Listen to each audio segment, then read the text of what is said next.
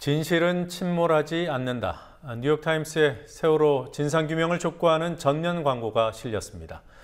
광고를 게재한 측은 한국의 민주주의와 인권을 걱정하는 세계인들의 모금으로 만들어졌다고 밝혔습니다.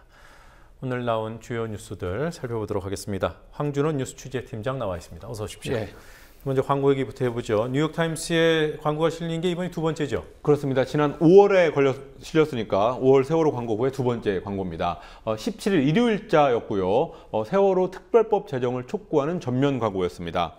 진실은 침몰하지 않는다라는 제목의 광고였는데 거꾸로 뒤집혀 있는 세월호에 어지럽게 감긴 줄을 조정하는 두 개의 손이 그려져 있었습니다. 또 세월호 참사는 정부의 무능과 부패로 일어났고 재발을 막기 위한 유일한 방법은 수사권과 기소권이 보장된 특별법 제정뿐이라는 주장이 담겨 있었습니다. 광고를 낸 사람들, 명의자는 한국 민주주의 운동이었는데요. 첫 번째 광고와 마찬가지로 한국의 민주주의와 인권을 걱정하는 세계인들의 크라우드 펀딩, 모금으로 만들어졌다고 설명하고 있었습니다. 또 세월호를 잊지 않는 사람들이라는 이름의 단체가 있었는데 어제 뉴욕타임스 본사 앞에서 70여 명이 모여서 2시간 동안 집회를 열고 또 서명운동도 벌였습니다. 네. 박근혜 대통령의 세월호 참사 당일 7시간 행적에 대해서 의문을 게재했던 그런 기사를 실었던 산케이신문, 서울지국장이 검찰에 소환됐더군요. 예, 산케이신문은 지난 3일 증권가 소식지하고 조선일보 칼럼 이 두 가지를 인용해서 세월호 참사 당일날 박 대통령이 마치 그 비선 라인이라고 알려진 정윤회 씨를 만난 것처럼 그렇게 읽히는 기사를 썼습니다. 이 기사에 대해서 국내 보수단체가 산케이신문의 가토 다스야 서울지국장을 고발했고 오늘 가토지국장이 서울중앙지검에 자진 출석했습니다.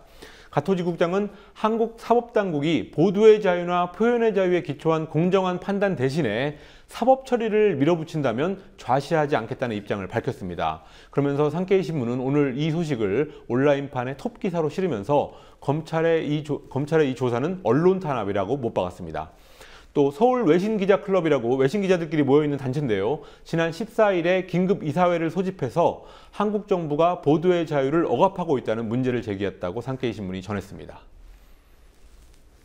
네, 그리고 군 사법체계가 잘못됐다 이런 걸 지적하는 기자회견이 오늘 있었습니까? 예, 28사단 윤일병 사망 사건 이후에 군 사법체계, 그러니까 군 법원이나 군 검찰을 개혁해야 된다라는 목소리가 강해지고 있습니다. 그래서 오늘 58개 시민단체들로 구성된 사람들이 국방부 앞에서 군 사법체계의 근본적인 개혁을 촉구하는 기자회견을 열었습니다. 이 사람들은 윤일병 사망 사건이 4월에 있었지만 최근에야 7월 말에야 이 사건이 공개된 이유는 군 검찰과 군 법원이 사실을 은폐했기 때문이라고 지적했습니다. 또 군 사법당국은 특수성을 내세워서 수사기록 일체를 비공개로 하고 또 폐쇄적으로 법원을 운영하기 때문에 은폐와 조작이 가능하다는 지적도 했습니다. 사실 이런 문제가 있다는 사실을 아는 사람도 그렇게 많지는 않은 상황인데요. 이번에 이런 문제가 정확히 알려지는 것만으로도 문제 해결로 가는 첫걸음을 뗀다고 볼 수 있겠습니다. 네, 그리고 국방부가 군 의문사로 보관 중인 시신, 일정한 기간이 지나면 강제로 화장해버리는 그런 법을 추진해 왔다는 게 사실입니까? 그렇습니다. 이게 부모가 있는 시신인데도 그걸 하겠다는 겁니다. 오늘 새정치민주연합의 김광진 의원이 국방부의 장기 미인수 영현 처리 추진 계획을 공개하면서 밝힌 사실입니다. 군 의문사로 추정돼 군 병원에 장기 보관된 시신을 유족들의 동의 없이 강제 화장하는 법령 개정을 국방부가 현재 추진하고 있다는 내용입니다. 또 현재 군병원에는 의문사와 관련한 133기의 시신이 보관되어 있는데 3년 이상 부모가 인수해가지 않으면 강제로 화장하겠다는 뜻입니다. 김광진 의원은 또 거기에 추가로 국방부가 자살로 처리된 군인의 유족들이 억울함을 주장할 경우에 그 억울함을 유족들 스스로 입증하도록 하는 제도를 준비 중이라고 밝혔습니다. 이 부모들이 시신 인수를 하고 싶은데도 거부하는 것은 억울한 일이 있다거나 아니면 진상규명이 돼야 된다고 보는 점이 있기 때문입니다. 또 부검을 다시 해야 되는 경우도 있고요. 그럼에도 불구하고 강제 화장을 하겠다는 것은 진실을 좀 쉽게 덮어버리기 위한 시도가 아니냐 이런 의심을 받을 수밖에 없습니다. 네.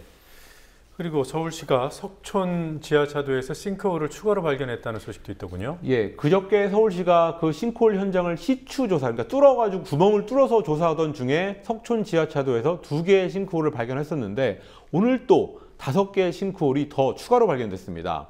전문가들은 최근에 발견된 이런 석촌 지하차도의 싱크홀들은 지하철 9호선 건설에 사용된 실드 터널 공법 때문에 생긴 것으로 보고 있습니다. 이 실드 공법이라는 것은 마치 드릴로 땅을 뚫듯이 원통형 기계를 회전시켜서 흙과 바위를 부수면서 터널을 만드는 그런 방식입니다.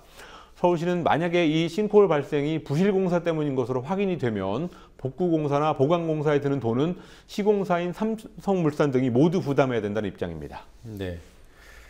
그리고 사학비리 1호 하면 뭐 김문기 전 상지대 총장.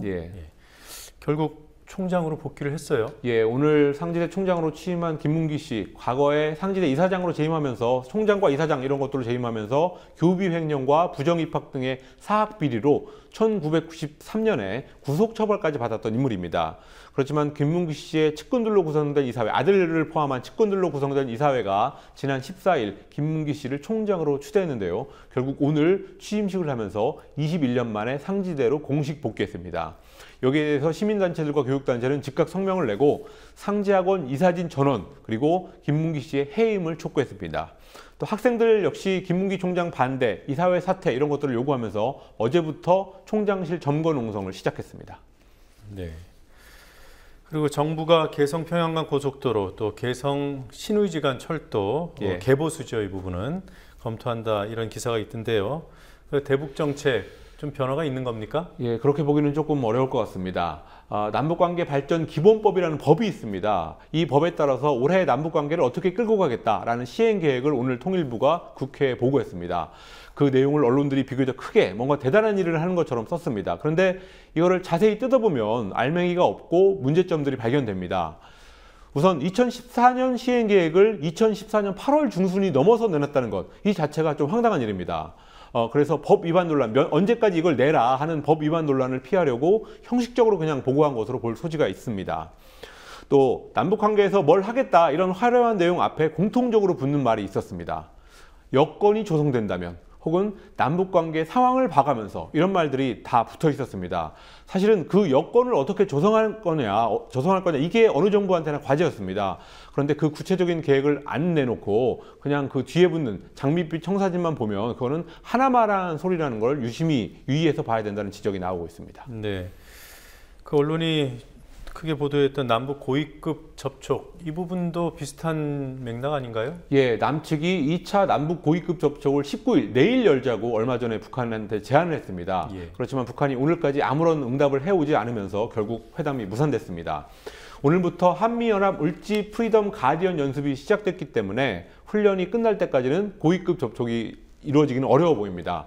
한미 훈련이 있는 기간에 남북대화가 중단된다는 것은 남북대화의 기초입니다. 그런데도 불구하고 훈련 시작 다음 날 고위급 회담을 하자 이렇게 제안했다는 것은 아까 말씀드렸듯이 올해 계획을 올해 8월에 내놓는 그런 것보다 더 황당한 일이라고 볼 수 있겠습니다. 네, 오늘 여기까지 보겠습니다. 수고하셨습니다.